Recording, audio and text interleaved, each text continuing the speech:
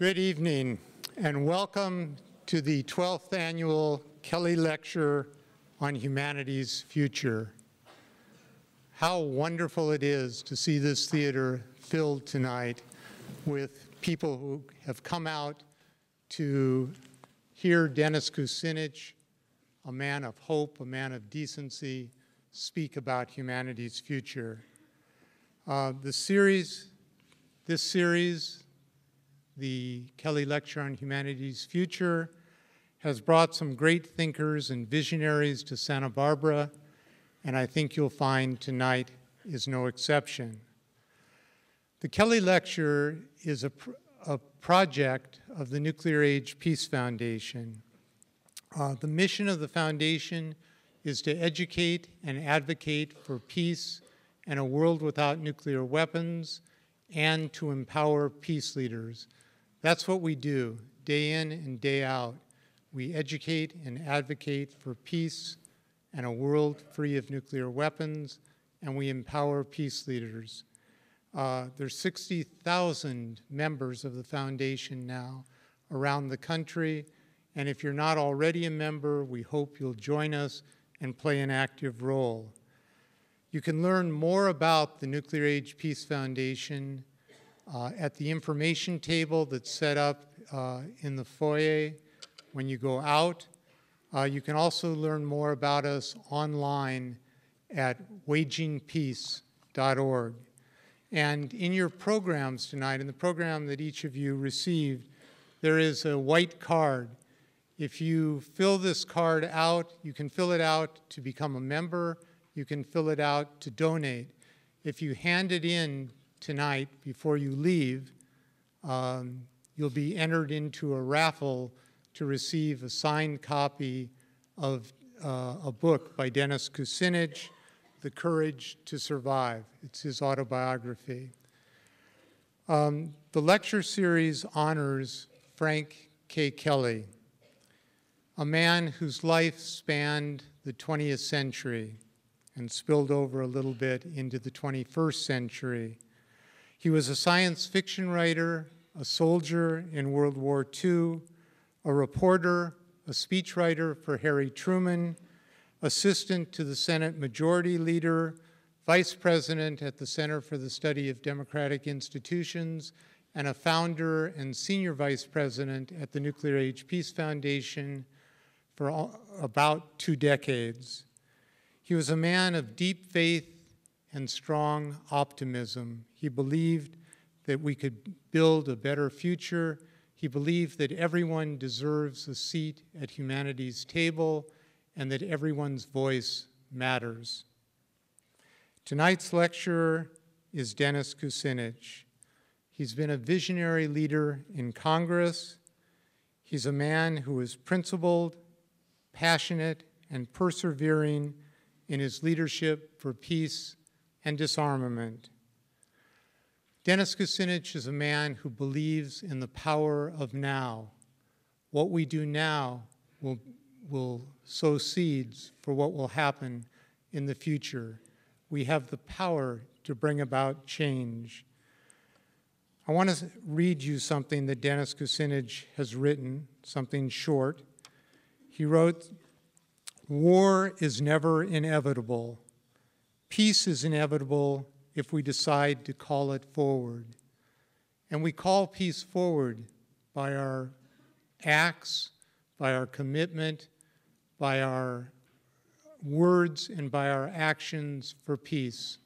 Peace doesn't happen as a form of magic. It happens because we care, because we speak out, because we join together, and because we work for a more peaceful and decent future." Tonight, Dennis Kucinich will be speaking on restoring hope for America's future through developing a culture of peace. Please join me in welcoming to the stage a great American, a man of hope, and a man of peace, Dennis Kucinich.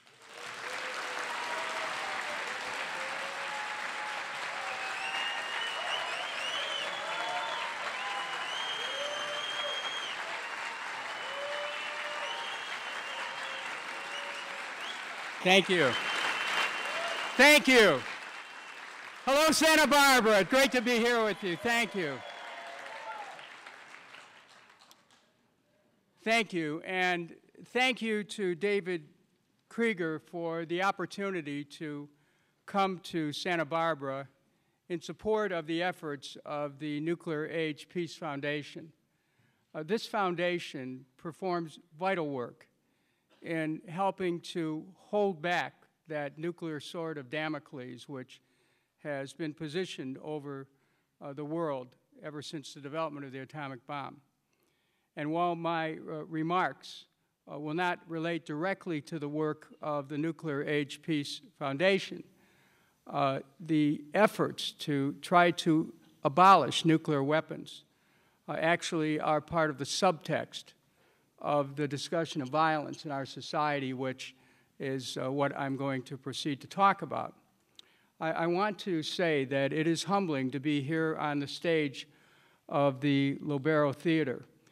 Before I came out here, I had a chance backstage to look at the photos of so many people of accomplishment in the arts who have had the opportunity to present before audiences from this stage. And I can, because I'm an empath, I can pick up on the energies that are here, and your energies as well. Thank you for being here. And I also want to thank all those who were ever on this stage for being here, because I feel their presence. Before we get to the questions and answer period, I want to ask what is likely to be one of the first questions, and that is, where is Elizabeth? My wife is on a plane right now to London to meet her mother, where they will proceed to the Berlin Film Festival, where Elizabeth has a film that she will be presenting. It's a film that she produced called GMO OMG. So she says hello. I heard David recite the many accomplishments of Frank Kelly, and to be invited to give the Kelly lecture is no small matter. And so I decided to take a slightly different approach. This is not going to be a slam-bang political speech. I've given some thought to the broader concepts that deal with the human condition, violence in our society, and violence which is initiated and authorized by our government. I take you back to what I think is one of the greatest films ever made, and that is Stanley Kubrick's classic film, 2001, A Space Odyssey. Just after the majestic opening of Richard Strauss's Also Sprach Zarathustra, a soaring sun, splitting the darkness, seemingly heralding a new Genesis. And next a man-ape uses a femur bone to dispatch the leader of another group in order to gain control over a waterhole. It is a simple act of one mammal clubbing another to death. It is what Friedrich Nietzsche, in his novel, Thus Spake Zarathustra, may have countenanced as, quote, the eternal recurrence of the same, unquote. Yet Kubrick does not leave us stranded on the darkling plane of brute violence, for emotion is admitted, and so exultant the conqueror at the demise of his extant competitor that he flings the femur bone skyward in triumph. And through the match-cut magic of movie making, the femur tumbles end over end, high up into the heavens, where it is transformed into a space station. We surf on Kubrick's monolith into an evolutionary spiral across space and millions of years, now equipped with high technology, but burdened with the signal responses of our lower limbic system and its embedded fight-flight conflicts, ever ready to take up the electronic cudgel to drive contestants out of water holes or oil holes. Violence is its expression, neither regressive nor progressive. It exists as a disconnection from our own divinity, a fall from the heavens, a departure from grace, a descent into the lower circles of that philosophical hell of dichotomous thinking, of us versus them, whoever they are. The invention of the other, the evocation of the out-group, the conjuring of the enemy are precedents of violence. We hear the siren call. But what makes us answer? The toxin of rage clanging in our heads, in our homes, in our cities, and in the world. Could it be the ripping of the moorings of our reality, the anxiety of separation shaking our core, the earthquake beneath our ground of meaning, dissecting through our bedrock beliefs, when we learn that what we thought was true was indeed false? Peter Berger once wrote that reality is socially constructed and culturally affirmed. But what happens when the sociopathic trumps the authentic? We cannot justify violence, but we must determine its roots. Before Kubrick, before Strauss, there was Zarathustra, or Zoroaster himself. Zoroaster confronted us with this moral proposition, that the central struggle of our existence is the determination of what is true and what is false. The central struggle of our existence is the determination of what is true and what is false. Is it our inability to strive for, to discern, and to receive, and to know truth which binds us to violence? Is what we see what we get? Are we bound to truth-shattering illusions? How do we know what we're told is true? Has the misuse of power in our society so distorted meaning that truth and lies are indistinguishable, or worse, morally relative? These are questions of import in our interpersonal relations. And the consequences of untruth grow geometrically when a major progenitor of perceptions in our society, the government, stumbles or seeks and practices to mislead. To ponder that question, let's look at another production called 2001. September 11th, 2001. The catastrophe of nearly 3,000 innocent souls perishing in waves of hate. That date is burned into our memories of one of the worst days we have ever known. We know the choices which our government made, acting with the tacit consent of we the people, to respond to the 9/11 crimes committed against our nation. But we seldom reflect upon our government's response to 9/11, as though to do so publicly is either impolitic or anti-American.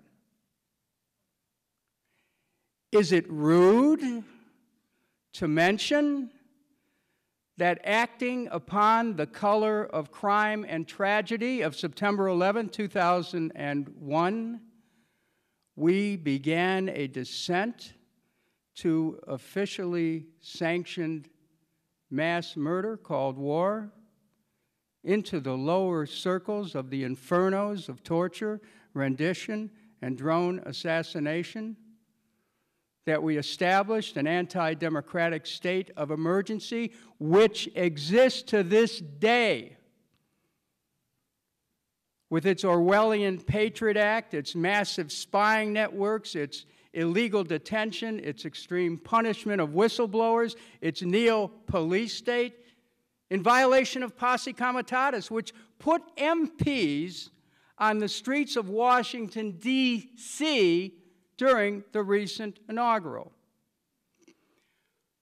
We have cut and pasted the Constitution of the United States in the manner of a disambiguated Word document through sheer casuistry, excising those sections which guarantee protection from unreasonable search and seizure, which protect individual rights of habeas corpus, due process, which prohibit anyone from simultaneously being policeman, prosecutor, judge, jury, executioner, and coroner.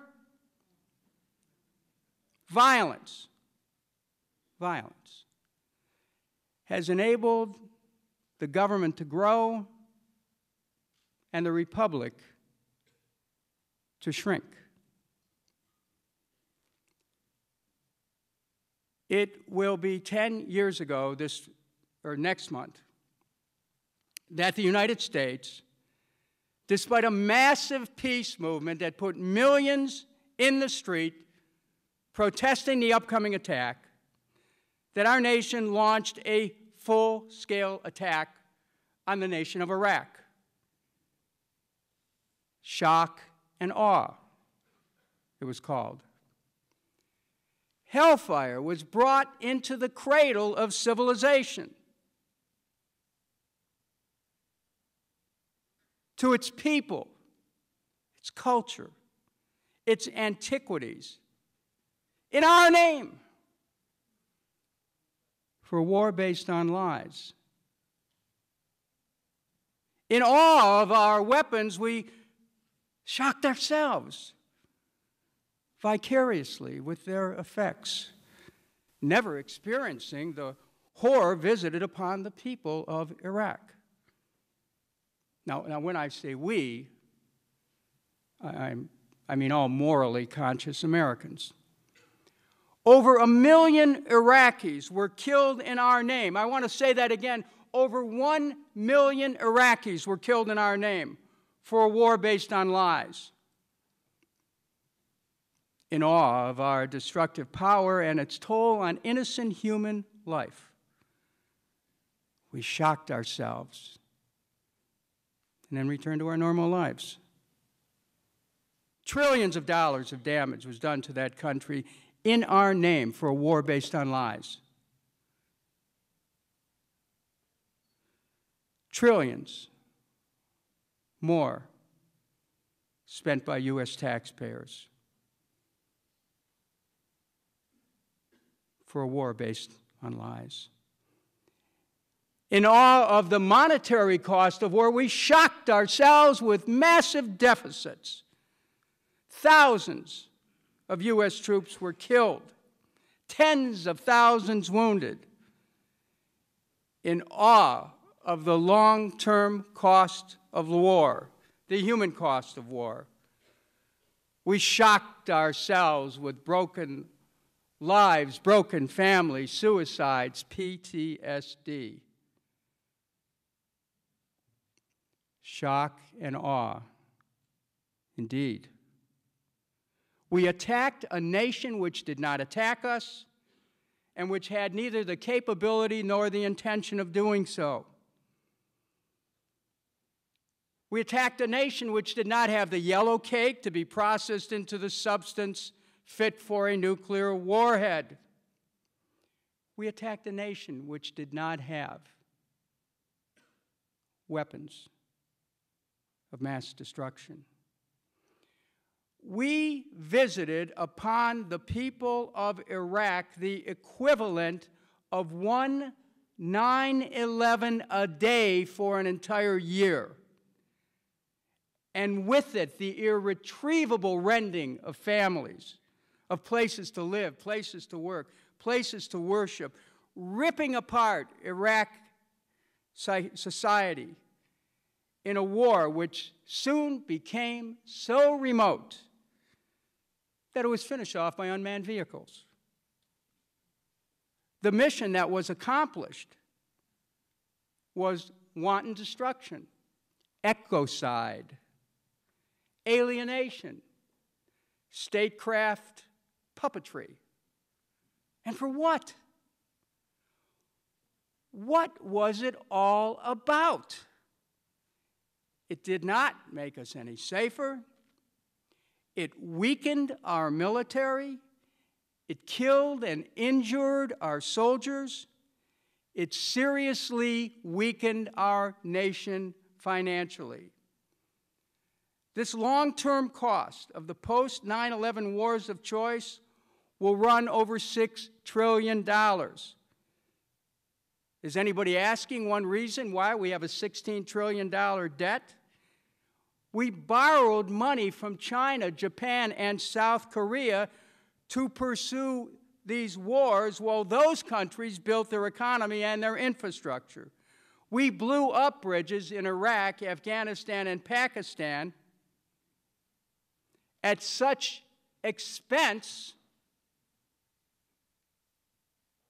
that we are now preaching austerity here at home, unwilling to face the fact that America has over $2 trillion in infrastructure needs, which have not been met. Unwilling to invest in America, all too willing to invest in wars. We became the policemen of the world and ended up being resented worldwide. We have fueled the fires of reactionary nationalism abroad, which are easily stoked by foreign occupation or invasion. We've helped further fundamentalism and made decisions which placed in positions of power those whose very existence supposedly drove us to the conflict in the first place. What passes for our recent history is an acculturated, sleep-inducing lie from which we must wake up. We must awake from the stupor of our self-imposed amnesia or shock. We must shake off the awe which comes from the misuse of power on a global basis. We must always question governments whose legitimacy rests not upon accountability and truth, but upon force and deception. A government which assumes that we are neither intelligent enough nor loyal enough to know the truth about its actions a dozen years ago, or for that matter, a dozen days ago, is not worthy of a free people We must bend the fear-forged bars which imprison the truth. We must seek the truth, and we must know the truth. For it is the truth that truly will set us free and lead to the wisdom which can rescue us from destruction, the wisdom that can reclaim America. America. America. The mere utterance of the word America should set the pulse pounding with the excitement of discovery, of possibility, of love, not fear. The time has come for us to demand that our nation, America, establish and fully empower a commission on truth and reconciliation so that those who are responsible for misleading us into the annihilation of the innocent people in Iraq, Afghanistan, and Pakistan, and elsewhere, be brought forward to a public accountability in a formal process of fact-finding, of inquiry, of public testimony, of admission, of confession. This is a process that has worked in other countries, notably South Africa. Frankly, there is no other way out of this moral cul-de-sac in which resides the monstrous crimes of mass murder, torture, kidnapping, rendition, other than to have an atonement, an at-one-ment. It is in at-one-ment, atonement, that we will achieve what Blake called the unity of opposites. It is in reconciliation that the Blakean idea of the contrary nature of God, containing multitudes of humanity, causes us to understand the fragility of our social compact and the possibility that any one of us could be murderers or victims. Lacking public expiation over the unbridled use of force, the wanton violence we have writ large across the world will replicate, it will perpetuate, and it will be our ruin. This is the importance of a formal process of truth and reconciliation. Now, we had and we have a right to defend ourselves as a nation. But we were taken on the offense, and the violence that we visited abroad will inevitably blow back home. The violence we create in the world, in turn, licenses and desensitizes the display of wanton violence, which is exercised in our streets and, unfortunately, in our homes. We have to understand the causal links. What is outermost presses down upon what is innermost, and what is innermost becomes outermost. Once a full process of truth and reconciliation helps us to discern the truth of our experience in the past decade, equipped with the truth of our errant descent into errant wars, we must be prepared to forgive those who would be forgiven, and forgive ourselves for having participated with either our assent or our silence. Then we may move forward with truth as the standard under which we organize a stronger and better America. We must think often of our nation,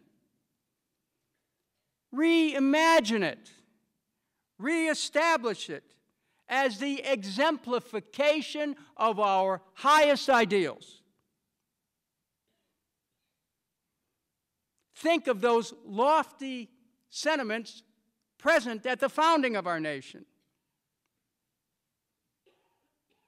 of its spiritual origins, one motto, the Latin words, Annuit Ceptus.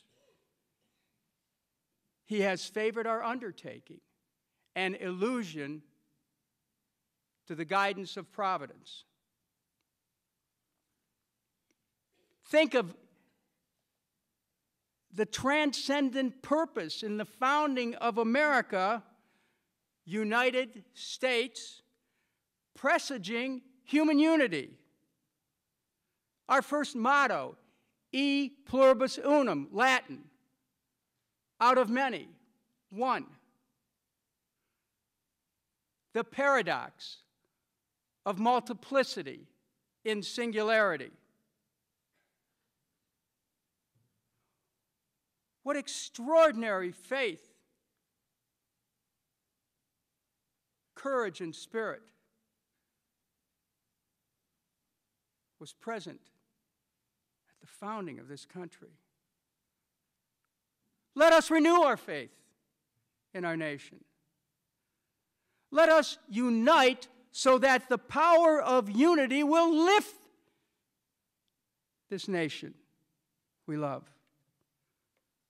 Let us declare our faith again in each other,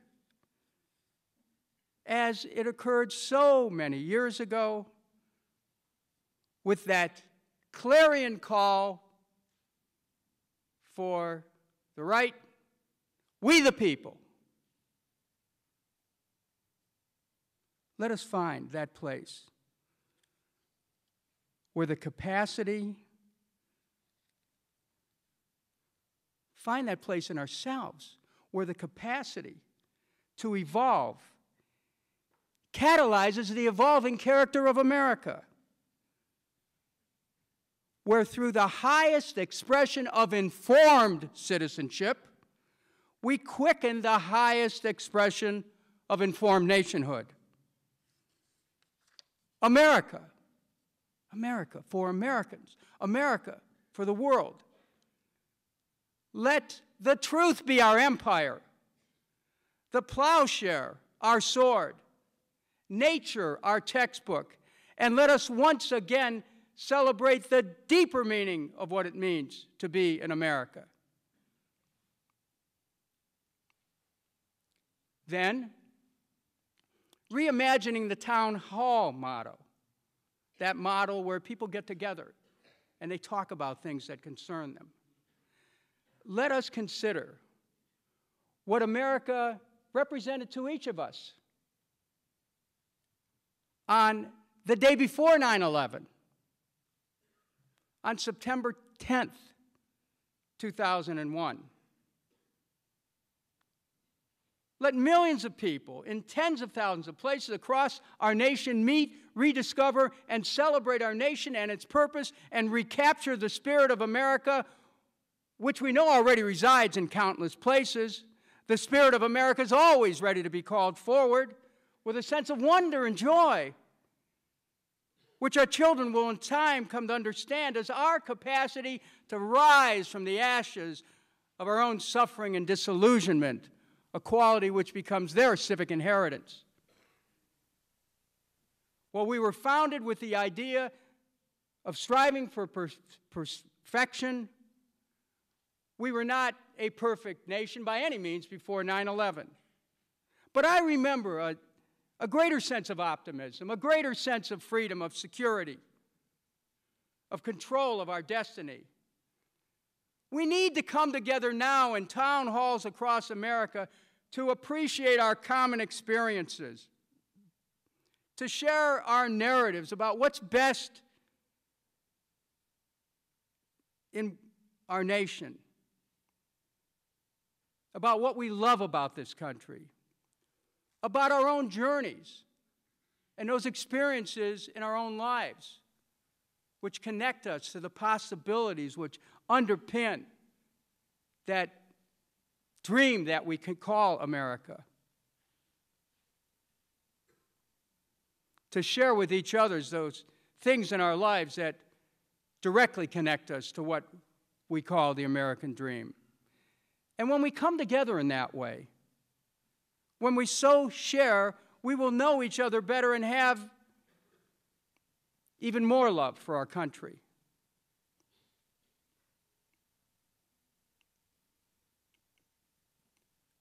Violence of today has cast us into a psychological wilderness.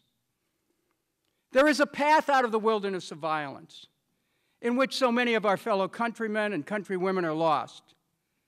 If we are to help them find that path, it would be helpful for us to look again at the origins of our nation and find the map.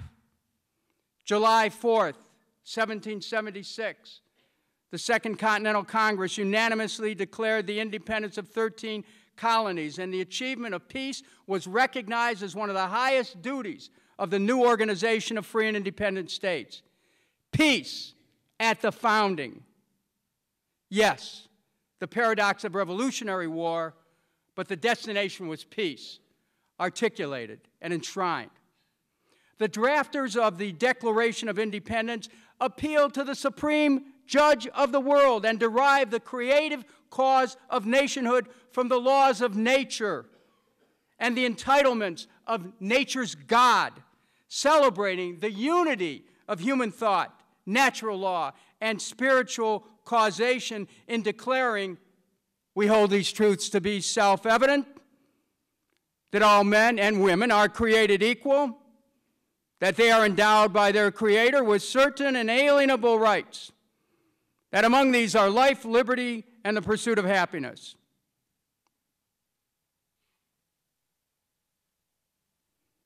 The architects of independence, with a firm reliance on the protection of divine providence, spoke to the activity of a higher power which moves to guide the nation's fortunes and lends its divine spark to infuse principle into the structure of democratic governance.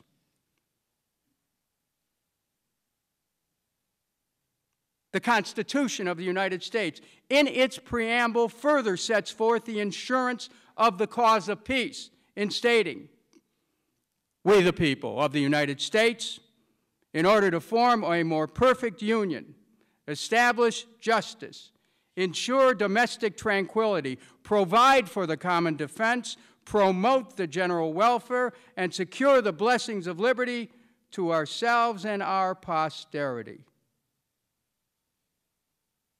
We must remember where we have been so we can chart to where we will proceed. It is the sacred duty of the people of the United States to receive the living truths of our founding documents and to think anew, to develop institutions which permit the unfolding of the highest moral principles in the nation and around the world. Some of these words that I just shared with you are from the preamble of legislation that I wrote in 2001. They form the basis of my understanding of the conceptive power of freedom. The founders of this country gave America a vision for the ages and provided people with a document that gave this nation the ability to adapt to an undreamed of future. What can we give back? When I first came to Congress, I saw how easily we slipped into conflict. I saw how normally placid representatives could get swept up by war fever. It led me to study war. I learned that during the course of the 20th century, more than 100 million people perished in war, most of them innocent non-combatants. And here today, violence is the overarching theme of our time, encompassing personal, group, national, and international conflict, extending to the production of nuclear, biological, chemical weapons of mass destruction, which have been developed for use on land, air, sea, and space. Such conflict is taken as a reflection of the human condition without questioning whether or not the structures of thought, word, and deed, which we have inherited, are any longer sufficient for the maintenance, growth, and survival of our nation and the world. Personal violence in the United States has great human and financial costs, costing hundreds of billions of dollars annually, not including war-related costs. Child abuse and neglect costs over $100 billion annually. But we are still relatively at the beginning of a new millennium, and the time has come to review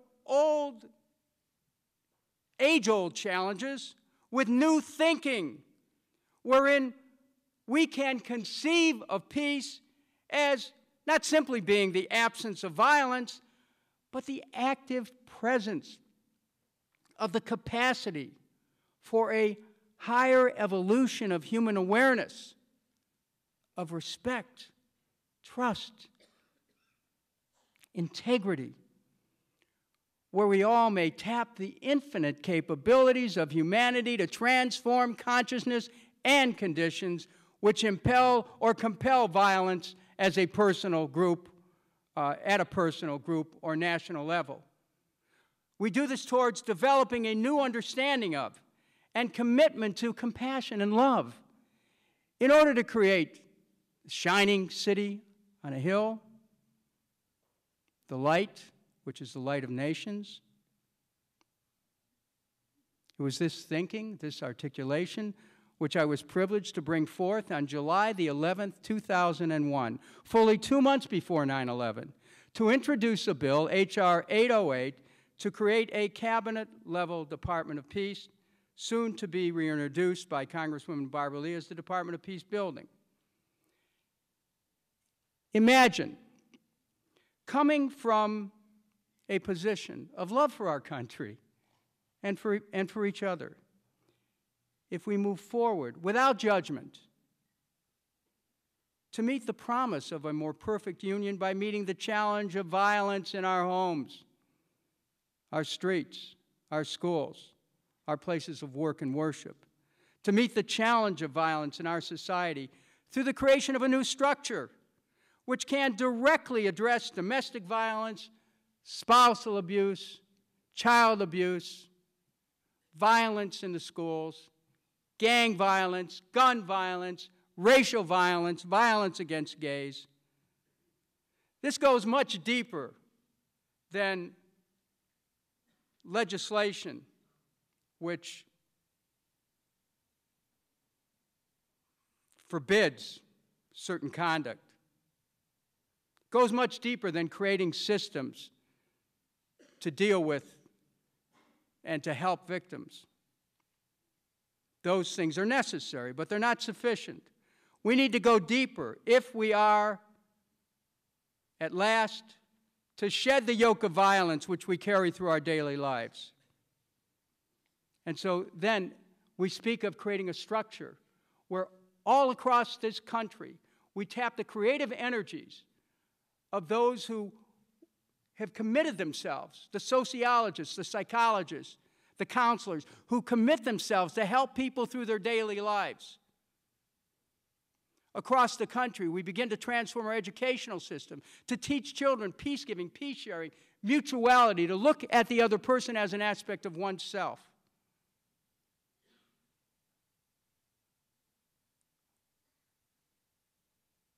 We know violence is a learned response.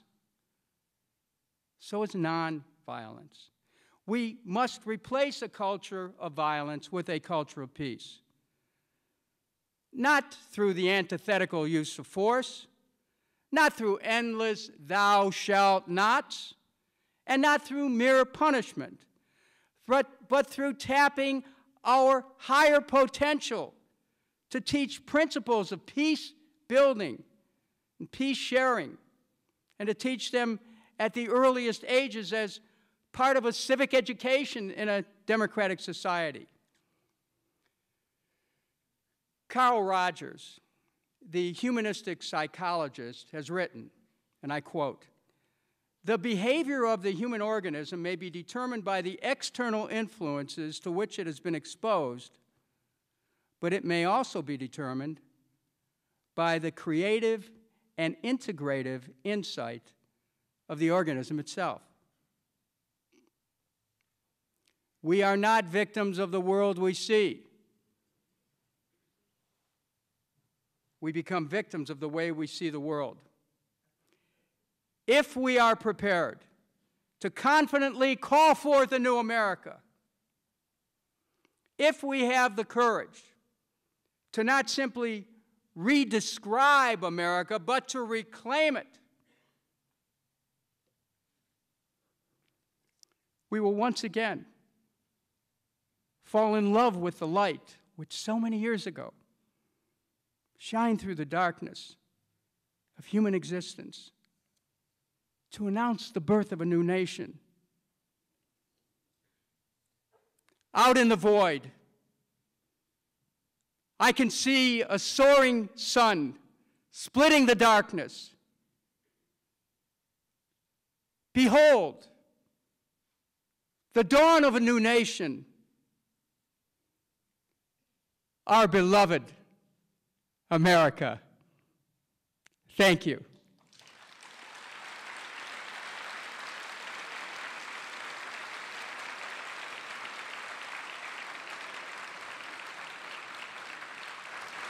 Thank you.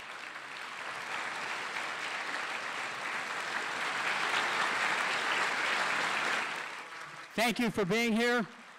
Appreciate that. And we're going to go to questions. 2 words, positive vision. It's been a whole generation at least. It's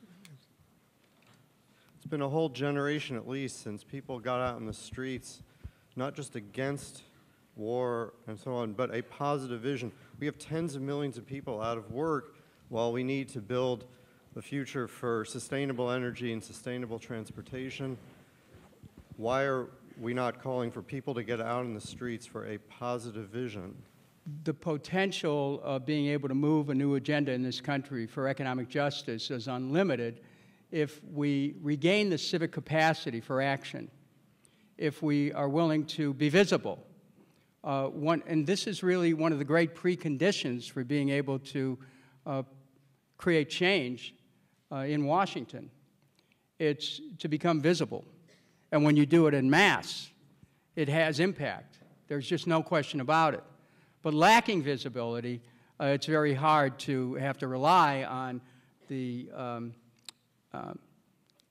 built-in inertia which tends to characterize activities within the Beltway.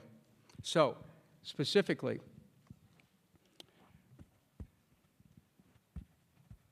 I introduced legislation in the United States Congress, H.R. 2990, called the National Employment Emergency Defense Act.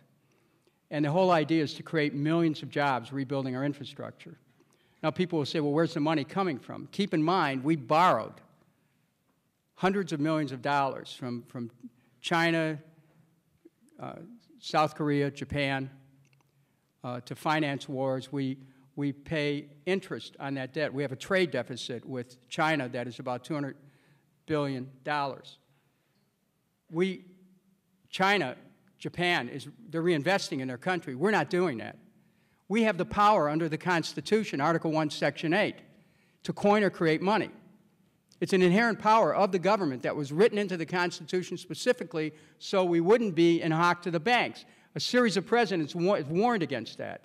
In 1913, the Federal Reserve Act was written, and what happened is that it took over the money power. So the government then was at the threshold, you know, you pass an income tax, you fund the government, but actually what happened is it imposed on the people a greater responsibility for coming up with the resources for governance instead of recognizing that the innate power to put money into circulation rested with the government. Instead, what do we have? Money is debt. The whole system is upside down. So this is, you start thinking about money and how a different concept of money could start to change things. We have the power right now to get our way out of these doldrums, to put America back to work, to reject austerity as a way of life, and to stop the raid on Social Security and any of the other programs. So, you know, this is something, you're right, and it ought to be, social justice and economics are twins in the same march here. Thank you for your question. I've been an activist since I was a kid in high school, and I ran for president, got involved in college in politics, and over the years I've seen you speak since 2000 and during the Bush escalation to go to war in 2 different countries. And I'm just wondering, you haven't appeared to have much influence as maybe one of 12 to 14 congressmen there in Washington, D.C., who makes incredible words happen like you do. I mean, they're inspirational. I'm sure everybody feels that way in this room tonight. I'd like to speak about apathy for a second, because I've seen it my whole life. And when Bush decided that he was going to go to war in 2003, he did it on my birthday, and I just couldn't believe how angry I was that we were going to war against a country that was not invading us. And it was Raymond Burke who said that if evil were to prevail, and I don't like the word evil, but if evil were to prevail, it would only take enough good men to do nothing. And I have seen a lot of people in this country do absolutely nothing compared to what we've needed to move the kind of consciousness that you're talking about moving tonight. Could I respond to that? Yeah, sure. Sorry. No, look, it's an important point that you made.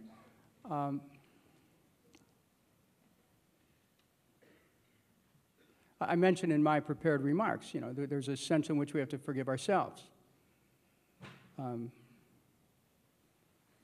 This is about all of us, not just one of us. And we can look back over 10 years, and it's pretty shocking. I mean, if you were to go home tonight and Google Kucinich, October 2002, analysis of the Iraq War resolution, you'll see, look, I'm not a Swami. I picked it up right away what was going on. And anybody who really spent the time would understand what was going on. But we were pushed into this war, and there's a lot of dead people as a result. I can't get that out of my head. And to me, our nation needs to, how do we get beyond it? I really am concerned that if we just bury this whole discussion about what happened in Iraq and Afghanistan and Pakistan, there's a few other places, we're never going to recover the country. We'll be dragged into more wars. We've got to stop the beat. And what I've learned about being out of Congress a month now is a very valuable lesson, and it relates to the question you asked.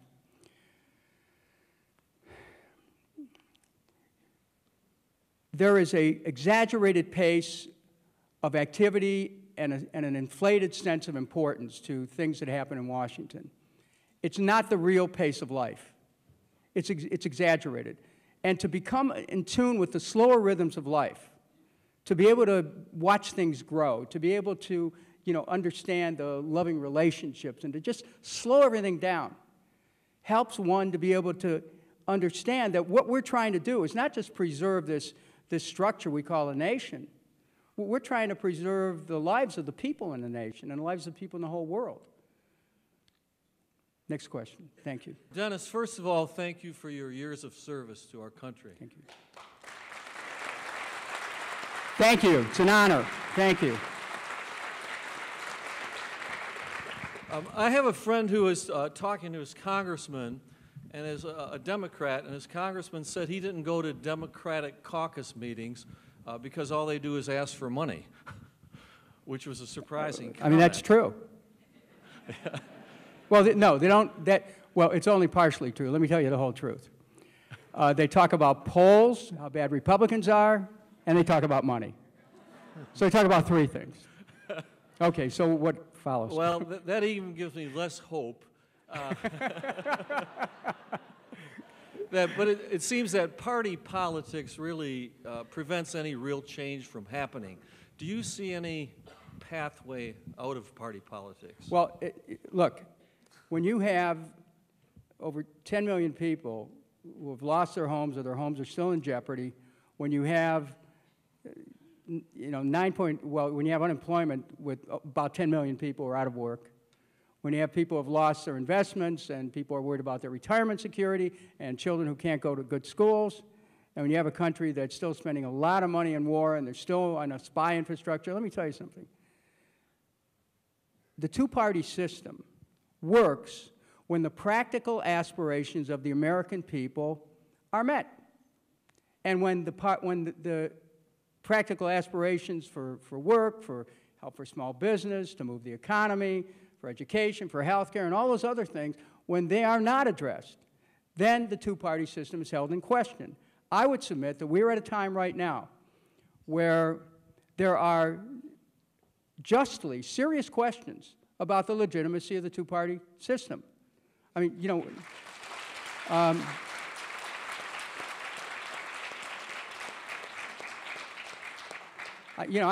a Democrat, but when I would go into those meetings infrequently, I didn't put my principles on the door. Okay, you know, in the spirit of the confession which I'm advocating in my remarks, I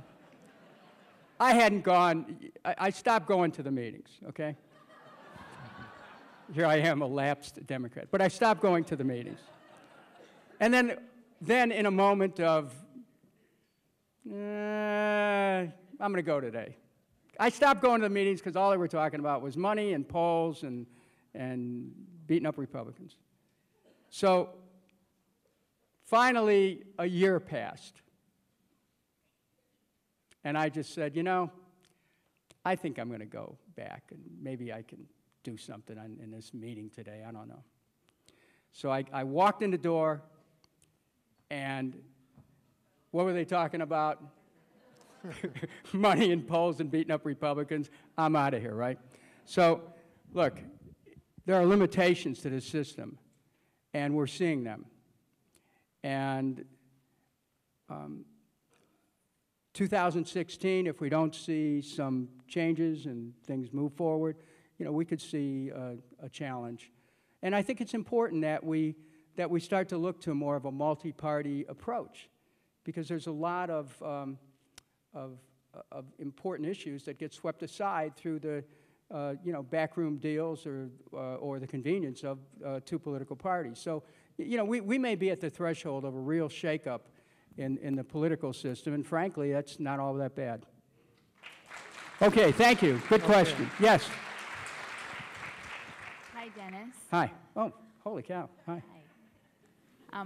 I believe I can speak for all of us here in saying that we wholeheartedly love you and appreciate you so dearly. So, thank you. Thank you. Thank you. Thank you. So I have two questions for you.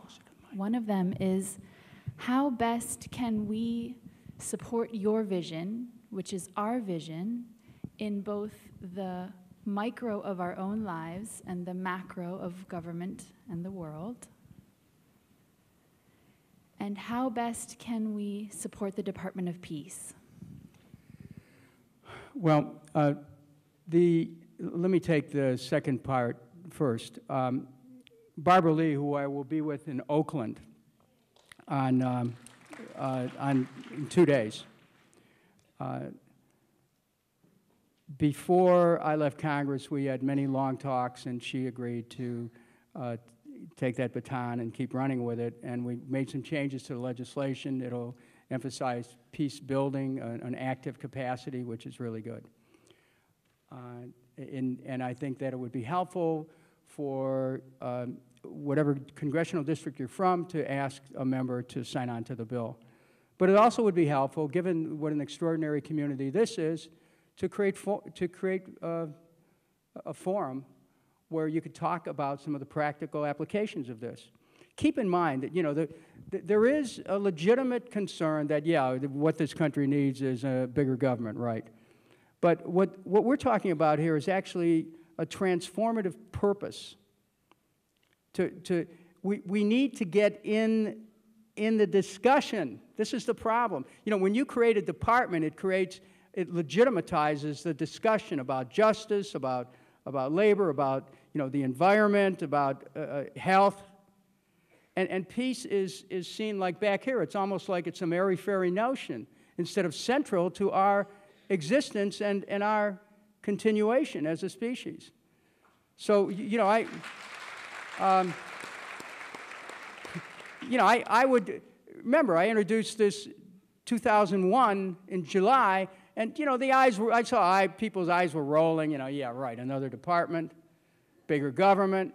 Hey, wait a minute. If we're spending half of our budget on the implements of war and preparing for war, what if we spent just a couple percentage points on trying to create peace? How about you know, there are financial issues here as well, not just moral issues.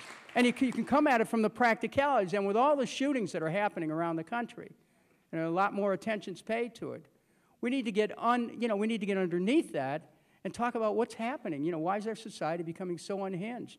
And you know, guns are one thing that, you know, people use as an implement of violence.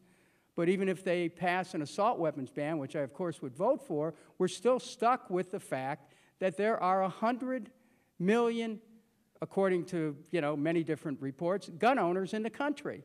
Now, that's something we got to be aware of. You can't ignore it. And there's 300 million guns. So the urgent question deals with the issues of violence in a society.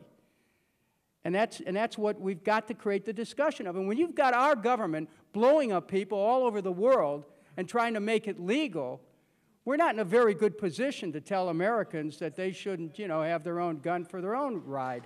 So, you know, there is an element of hypocrisy here which damages our ability to have some influence over the public discourse. So now, as far as myself, let me just give you a quick update. We'll go to the next question.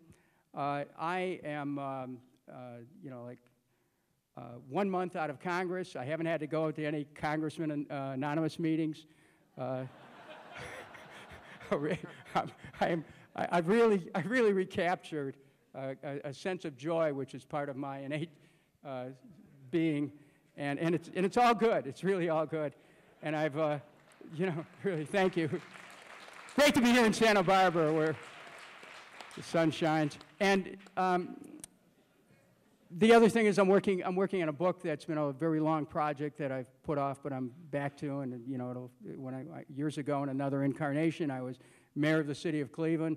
35 years ago, I can't even believe it, but you know, I was 6 or something, and but I'm writing this story about a young mayor who took on the mob and corporate skullduggery and somehow almost survived, and you'll hear about that in a year.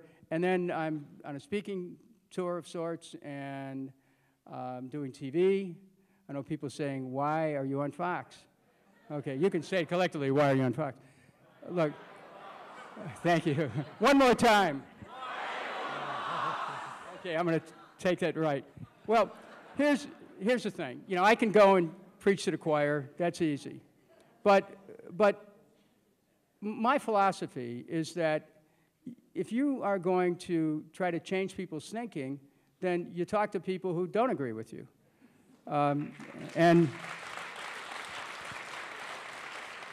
I have, and in that way, I've found a home. So, next question. Mr. Kucinich, thanks for being here. Please bear with me because I have more than a small fear of public speaking, but I'm going to try.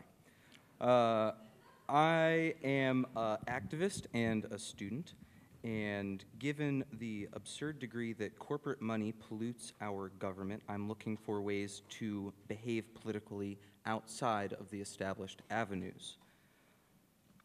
I'm wondering, I was glad to hear you use the term ecocide.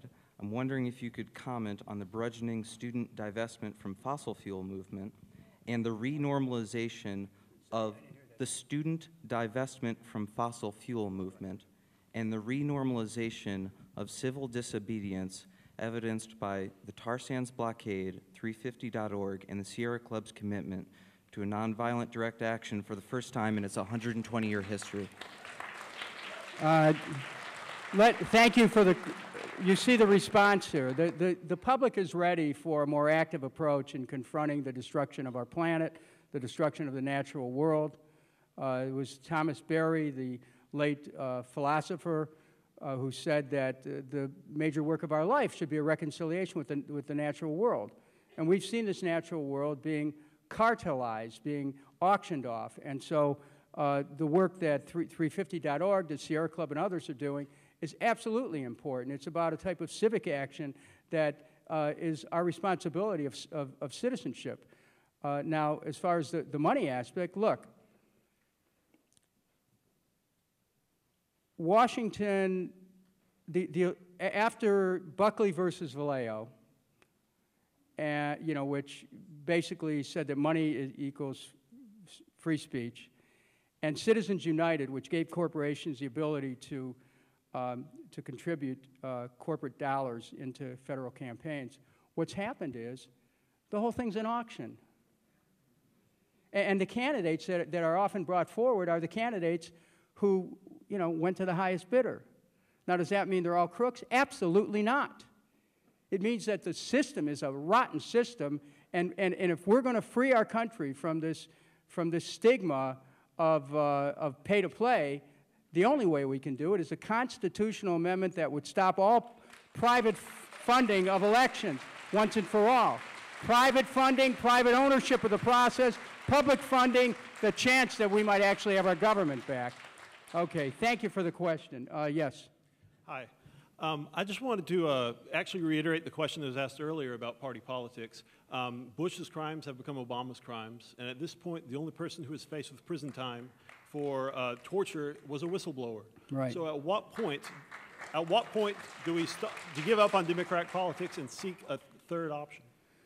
Well, I think that's part of the discussion that's going to happen in the next few years, depending on the direction that we go in. If people see whistleblowers punished and people see those who perpetuated crimes against others, and then they're going to ask the questions. That's why what I advocate is to look at South Africa's experience, look at other nations that have had a process of truth and reconciliation. We need to bring the whole range of the top decision makers in to explain what happened.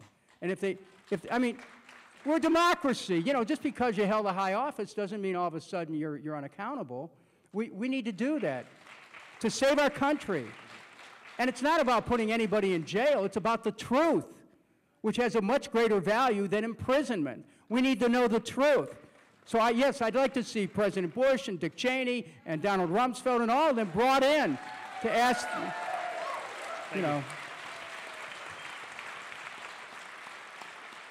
And it's about loving our country. That's what it's about. How much do we love America? Yes. Hi. Hello. I'm curious how you found the courage to do what you do. What was your experience in Congress being the David of peace up against the Goliath of our violent culture every day? Can you tell us a little bit, something more personal? There's a film director here by the name of Andy Davis. Are you here somewhere? Okay, yeah. We were talking earlier. He's from Chicago, and I'm from Cleveland.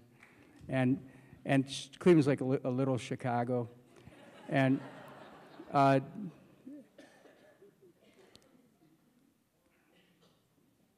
where I grew up, in the neighborhoods I grew up in, which are a lot of different neighborhoods because my parents kept moving around. By the time I was 17, we lived in 21 different places, including a couple cars. So we're always new in the neighborhood, okay? When you're new in the neighborhood, you're kind of a stranger, and it's like, hey, welcome to the neighborhood. Boom. So what happened is, it's true. I learned a physical courage. My problem was that I wasn't tall enough to be able to use it often, but I learned it. But I did learn a physical courage. So when I got into these contests later on in life, where people would try to throw around their title, or their position, or their power, I was never impressed by that, because once you can walk the streets of a neighborhood where people tend to get beat up, and you get through it, you run the gauntlet, and after a while, you know, you start to feel pretty good, you know, till a dog came along and tore the only pair of pants that I owned. But that physical courage is something that really helped me later on in life. I didn't know what I was preparing for, and I'm still not sure, but that's part of it, really. So how did I do it? That's what I brought. That's from Cleveland. I owe that to Cleveland. Yeah. Okay, yes. Thank you. Forgive me for asking two very brief questions. The first is, I agreed thoroughly with your point that an investigation into the truth behind the Afghani and Iraq wars would be an exercise of healing for us as the country, and I'm wondering how you feel about the potential exercise of an investigation into the truth of the events of 9/11 and the possibility that our government was intimately involved. I spent a lot of time looking at this myself. And what we have is a level of distrust of government generally that was so severe during that time that it raised all kinds of questions. And I don't think that we can even get to that point until we have people who are ready to come forward about the decisions they made and start to build the confidence in the government and the process again. It's really a measure of the distrust of government, and I'm not going to judge the science that I've read about, and I've read thousands of pages of documents about it. Look, I don't know. I don't have the answer to that. But I know one thing: until we repair the trust between the people and the government, it's going to be very difficult to get people to agree on anything about it. But I mean, I'm open to further exploring it. But you can't just say, well, we're going to look at that when you have these other issues that are really where you can prove that wrong actions were taken. So I think that's still an open question, and I don't know the answers to it. But I respect those who have not quit asking. I too am more or less a recovering Democrat. I love your analogy to the femur bone. I feel that drones are the next manifestation of that femur bone. And in that light, there's a group of us in Ventura County who are putting together a Drones the Dark Side conference. And I believe that this is where we can finally get active before the regulations are made. I'm actually running for the Assembly against the Prince of Drones, an assemblyman who is lobbying to bring drones to Ventura County. He says they can be the salvation of the economic and jobs crisis in Ventura County. Okay. So well, anyway, so I'm so glad you mentioned drones. I know that's one of your issues. So do you think that we finally have a chance, if we get ahead of the game, that we can really use this to maybe make a difference? Well, the mechanized warfare, the war by robots, robot planes, whatever. What it does is it removes us from our humanity. It separates us from actually having to make decisions, and it sets us on a path of an inconscient path, further going deeper into the darkness of hate and a loss of humanity. I saw this when I first heard about it back in 2007 when a wedding, or 2005 when a wedding party was blown up in Pakistan with a drone strike. We have to watch this, and I will tell you this, that the administration's description, people, you get a chance, look at the 16-page legal memo which came out of the Department of Justice. I didn't go to law school. I play a lawyer on TV occasionally. But I will tell you this. I don't know if they have a class in pretzel making at Harvard Law where they twist the Constitution into a pretzel so you're supposed to understand it. But that whole memo is an exercise in casuistry and sophistry, having no connection to any solid bedrock constitutional principles. The use of these drones shreds the Fourth Amendment protections against unreasonable search and seizure, Fifth and 14th Amendment with respect to due process. Look, I'm all over this. We could spend the rest of the evening talking about it, but we need to fight back on that and push back. And that cannot be who we are as Americans. We cannot permit our country to wage war without any accountability, assassinate people, whoever we want. Baloney. Yes. I caught your recent Pacifica Radio interview, and I'm glad you're enjoying your independence and decompressing, smelling the roses, all that. When the time comes, in California here, we have a U.S. Senator who's been here for a while, and she's moving more and more, year by year, more and more right. That's Dianne Feinstein. What will it take for you to establish residency here and run against Check, her? please. No. Here, listen. Thank you. Thank you. Okay. Do I love California? Yes. But here's the thing. If you love California, then you're in Congress, and then you got to be in Washington. You can't be in California. So I don't know. I mean, thank you. God bless America. Thank you. Go ahead. Okay. All right. Thank you for your inspirational speech, and you've been my hero in politics ever since I started following politics. And I'm an inventor and entrepreneur who's trying to start jobs in clean energy. So how can people like me get the $500 billion that's put into war and put that to where it needs to be put, to rebuilding our energy infrastructure and providing jobs? This is the whole question about resources. I mean, when you think about it, the Nobel Prize-winning economist Joseph Stiglitz wrote a book. The title of it was The $3 Trillion War. He and Linda Bilmes, his associate, they updated it to say $5 trillion war. Imagine for a moment, we can do this, imagine for a moment that instead of investing in war, that we had invested in carbon-free energy technology. I mean, we would have been energy independent. And so the other thing is this. We have to, and maybe sometime in the future, David, to come back here, I want this idea of the National Employment Emergency Defense Act. We have the ability to be able to use our resources right now to invest in the creation of alternative energies, and we should be doing that.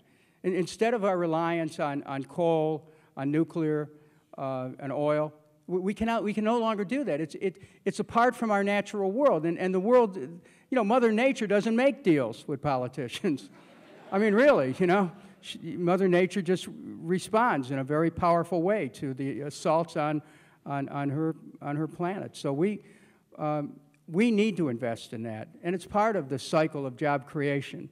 So thank you, and stay with that, because that time is coming. I want to say this as I thank you. I want to say this as I wrap this up. I put together a website, KucinichAction.com, and if you sign up, as I make my transit away from the electoral side, everyone who signs up there will be in touch, and I'll kind of keep you posted on a monthly basis about what I think's going on. I don't always know myself, but I'd like to ask you if you have a chance to sign up at KucinichAction.com. David, I want to thank you again for the opportunity to be here at Libero in Santa Barbara for this very important forum. I love doing this, and I have to tell you that just being here tonight's been such a joy. Thank you for your time, for your commitment to America. Let's love our country and reclaim it. Thanks, everyone. Thank you, David.